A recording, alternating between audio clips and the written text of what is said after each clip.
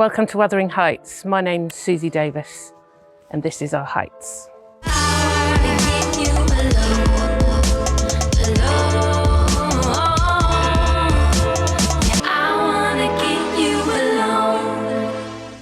I'm stood at the front door of our Wuthering Heights. It's based in Northern England, up in the Yorkshire Moors. We've created this environment for the action to take place as if we're in a farmyard. But we also have areas of the land around it starting to intrude into the house. We wanted to make it feel like it's really squeezing the house. We built this whole set on a soundstage. This means that we can control the environment, the weather. We can see the passage of time all in this environment at the back of the house.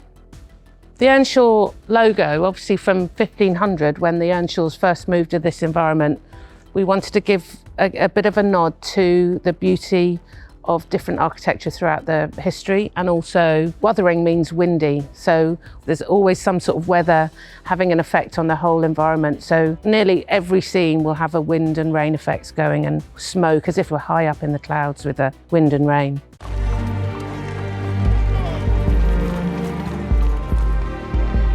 The beauty of Wuthering Heights is that very early on, Emerald wanted to have a composite set, a bit like Gone with the Wind, sort of a throwback to those sort of 40s and 50s type films. And that was music to my ears, because very rarely do you get to build a whole environment within a studio.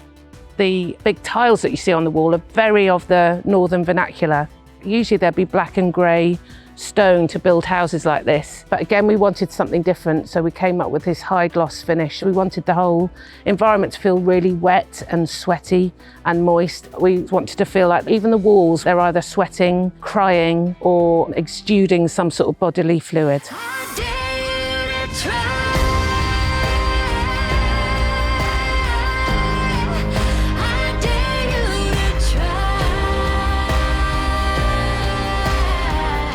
Between the two spaces that the film takes place, mainly, this is our darker, more uncomfortable side of things, although the Grange does have that element too. But you definitely know where you are, and the different environments create different feelings throughout the film.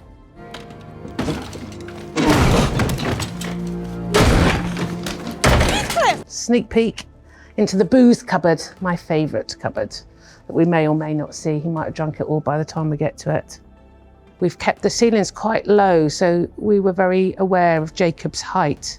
So he has to sort of duck his head. It's an uncomfortable environment for him. He doesn't belong here. Oh, Nella, what do you want? We wanted to reduce the amount of dressing in this environment, so Emerald was keen to keep it as austere and pared back, which is difficult for myself and the set deck department, because we want to scatter it with detail, and actually the detail is in the lack of detail. It gives a really uncomfortable feeling. Quite harrowing. It could not have been, or they would respond!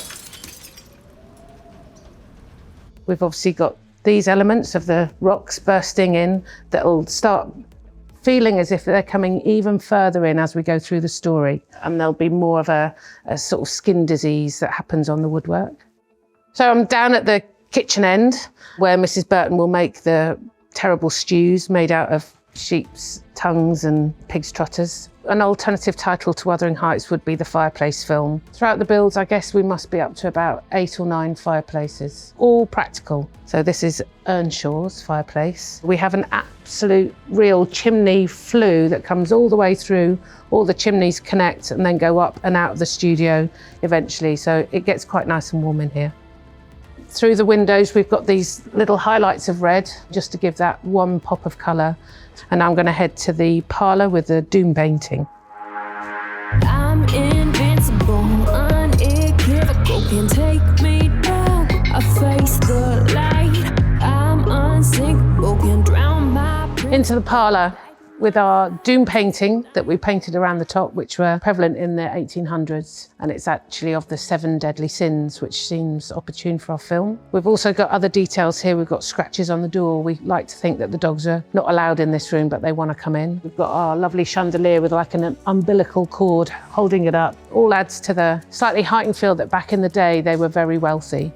Again, we wanted to have the feeling of the rocks squishing into the property and about to take over. So we've started the elements here of the rocks pushing through that have almost become like ornamental, but they will eventually take over the property.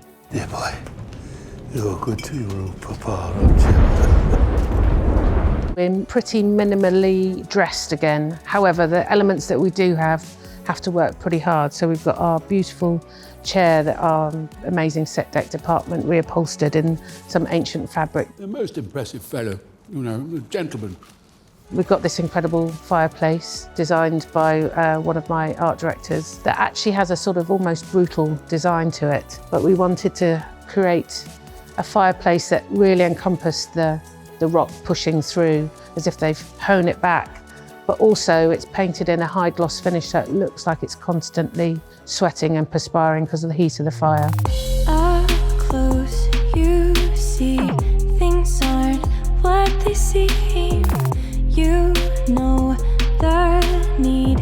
We're in Cathy's bedroom now, opposite from the stable block where we can look through diamond window into Heathcliff's bedroom. And we've got this lovely little line from the book with our little highlight of red and our lovely hanging dolls, which is in the opening sequence of the film. These are our hanging dolls, which the kids buy at hanging day, which have interesting elements to them.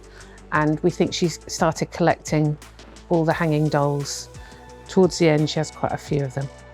We knew we wanted to have the hanging dolls. I think it's scripted that young Cathy jumps up to try and catch the dolls hanging above her bed. So that's where the whole design of this room came from, was this beam, and everything started to come backwards from that. And then we've even got some sgraffito on top of the dressing table here. And then through here, we can see the gash in the rock wall as well. There's lots of scenes based where we look underneath the bed. So I wanted to make the floor feel really authentic. So we've actually given it a little bit of a pitch and a bow. Either side of the bed, but particularly this side, we've polished it a little bit more. So it feels like every time she gets out of the bed, it's a bit more worn on this side than perhaps the other side.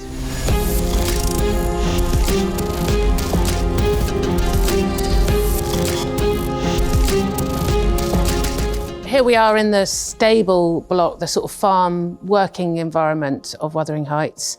This becomes a pivotal point in our story because Heathcliff's bedroom ends up above us here, which looks directly across to Cathy's bedroom. This was all really inspired by beautiful stable blocks of the 1800s. And also we've got a lead coving, which again is mimicked in the main house here, again to elevate. Back in the day, perhaps this was a bit of a smarter environment, but it's all gone to wreck and ruin. We've even got an element of what we're calling the factory, which has the Gothic arch through it. Again, to help suggest that maybe these tumour-like growths that I spoke about earlier that are coming into the house started off in our factory surroundings here. During the build of this particular part of the environment, we went to a reclamation yard and bought elements of an old barn that we then reconfigured into our construction drawings. Here we can see the beautiful tiles, which we've twisted on the side to give this diamond effect. And we've got our lovely leather doors as well, just to give elements that are quite weird and unusual. So one of the big practicalities in the whole of the build is because we knew we were going to have rain effects throughout, we've actually built a tank underneath the set. He knows I don't care to. Well, I wish you would. When we have the big rain effects, the water gets to drain properly. So we're all about 2 foot above the studio floor now, and underneath us is a big tank, and we suck the water out at the end of every day.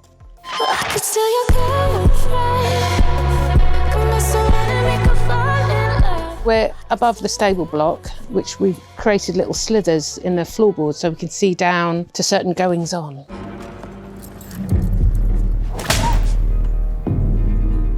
We've created this area here. It's quite pivotal. The whole design is so that Heathcliff can see across to Cathy's bedroom through our beautiful diamond window. There are a couple of things that we're trying to differentiate throughout the film between the Grange and the Heights. So the Heights is all odd numbers. Nothing's balanced, everything's off kilter.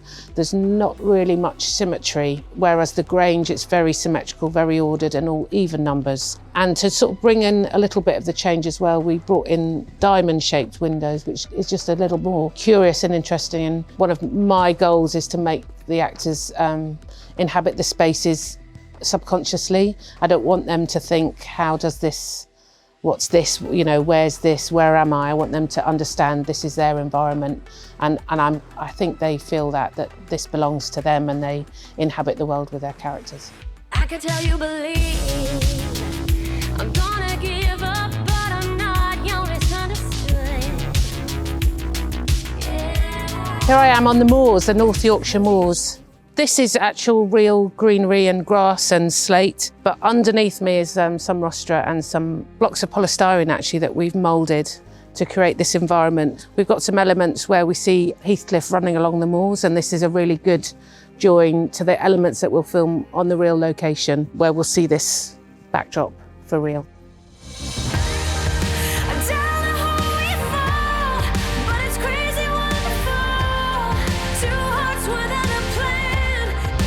Here we are in the front yard of Wuthering Heights.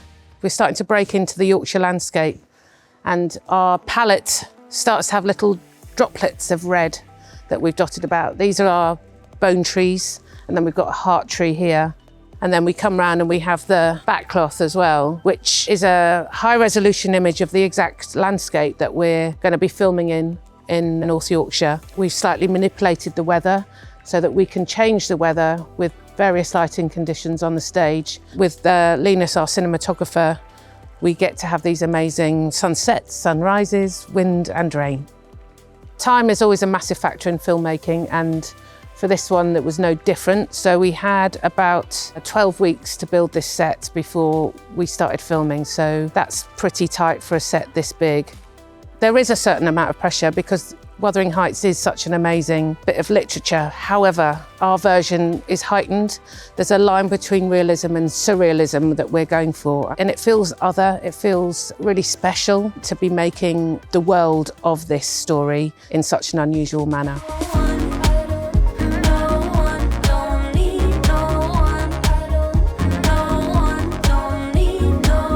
I hope you enjoyed the tour of Wuthering Heights. I'm off to get a cup of tea at the Grange.